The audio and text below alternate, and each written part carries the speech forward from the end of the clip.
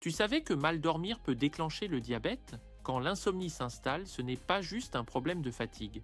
C'est ton cerveau qui reste en alerte, ton corps qui ne récupère pas, et tes hormones qui se dérèglent.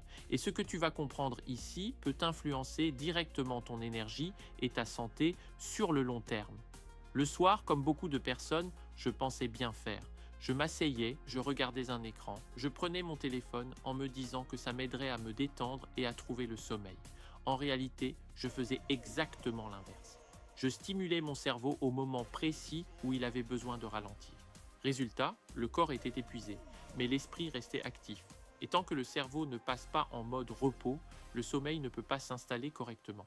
Le déclic a été de comprendre une chose simple: le sommeil ne dépend pas uniquement de la fatigue du corps, mais surtout de la façon dont on prépare le cerveau à la nuit. À partir de là, tout a changé. Pendant longtemps, je pensais faire ce qu'il fallait pour me détendre le soir. La journée se terminait, le corps était fatigué, alors naturellement, je me posais. Je lançais un film, une série, ou je prenais mon téléphone quelques minutes, juste pour décompresser, juste pour couper avec la journée. Sur le moment, ça donnait l'impression de se détendre. On est assis, immobile, on ne pense plus au travail, aux obligations, aux soucis. Le corps se relâche un peu, les épaules tombent, la respiration ralentit. Et on se dit, ça y est, je suis prêt à dormir. C'est rassurant, presque automatique. On a l'impression de s'offrir un moment pour soi, un moment mérité après une journée bien remplie. Mais à chaque fois, le même scénario se répétait. J'éteignais l'écran, je me glissais dans le lit, et là, impossible de m'endormir. Le corps était fatigué, oui, mais la tête, elle, était encore en activité. Les images du film continuaient de défiler, les pensées s'enchaînaient, les idées tournaient. Plus je voulais dormir, plus je sentais que quelque chose bloquait, comme si le sommeil se faisait attendre exprès. Parfois, je mettais longtemps à m'endormir. Parfois, je finissais par m'endormir, mais le sommeil était léger. Je me réveillais au milieu de la nuit, sans raison claire, avec cette impression d'être à moitié reposé, à moitié éveillé. Et le matin, je me levais avec cette sensation étrange d'avoir dormi sans vraiment récupérer. Et pendant longtemps, je me suis dit que c'était normal. Normal avec l'âge. Normal avec le rythme de vie. Normal parce que tout le monde fait ça. Je ne remettais même plus cette habitude en question. Je pensais sincèrement que les écrans m'aidaient à me détendre. En réalité, ils faisaient exactement l'inverse. Mais je ne le voyais pas encore. Le plus trompeur, c'est que l'écran ne fatigue pas le corps. Il fatigue le cerveau. Et un cerveau fatigué, ce n'est pas un cerveau prêt à dormir, c'est un cerveau saturé, incapable de ralentir. À ce moment-là, je ne cherchais pas encore à comprendre, je subissais simplement, je pensais que le sommeil, ça se perdait avec le temps, qu'il fallait faire avec, qu'il n'y avait pas grand-chose à changer. Et pourtant, le problème n'était pas profond. Il était juste là, dans cette habitude anodine du soir, que je croyais bénéfique, alors qu'elle sabotait mes nuits. Le déclic est venu quand j'ai compris une chose essentielle. Le sommeil ne dépend pas seulement de la fatigue du corps, mais surtout de l'état du cerveau au moment où on se couche. Le soir, le cerveau a besoin de ralentir progressivement. Il a besoin de recevoir des signaux clairs qui lui indiquent que la journée se termine, que tout peut s'apaiser. Or, les écrans envoient exactement le message inverse sans qu'on s'en rende compte. La lumière qu'ils diffusent, surtout celle des téléphones, des tablettes et des télévisions, stimule le cerveau. Elle lui donne l'impression qu'il fait encore jour, qu'il faut rester vigilant. Même si on est fatigué, même si on bâille, même si les yeux piquent, le cerveau, lui, reste en mode éveil actif, attentif.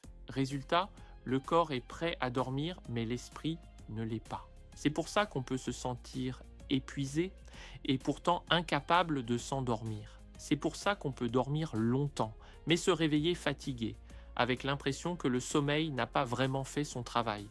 Le cerveau adore la cohérence. Quand on lui envoie des signaux contradictoires, obscurité physique mais lumière artificielle intense, calme extérieur mais stimulation visuelle et mentale, il ne sait plus quoi faire.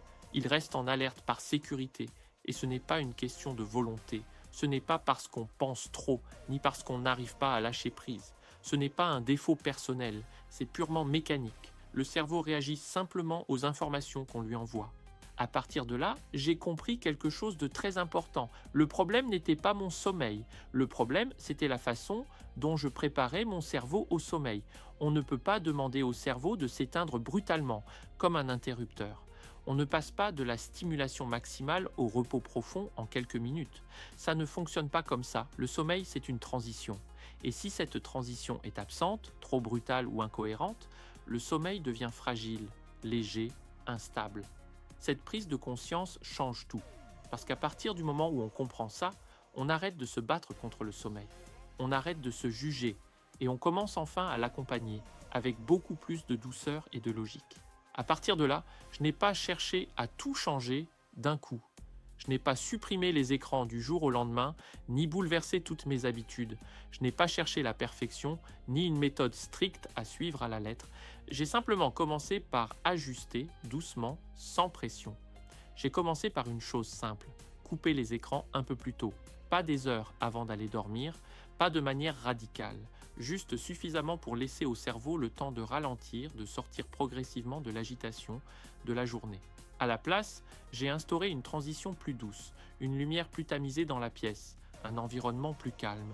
Parfois quelques pages d'un livre tranquille, sans enjeu, sans stimulation excessive, parfois simplement respirer lentement, rester assis quelques minutes, sans objectif précis, sans chercher à faire quelque chose.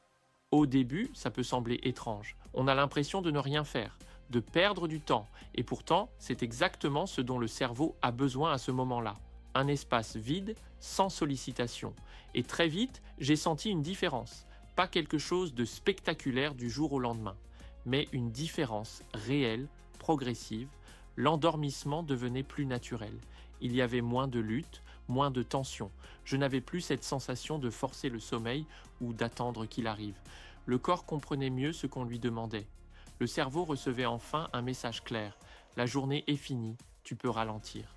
Ce que j'ai compris, c'est que le sommeil ne se déclenche pas au moment où on se couche.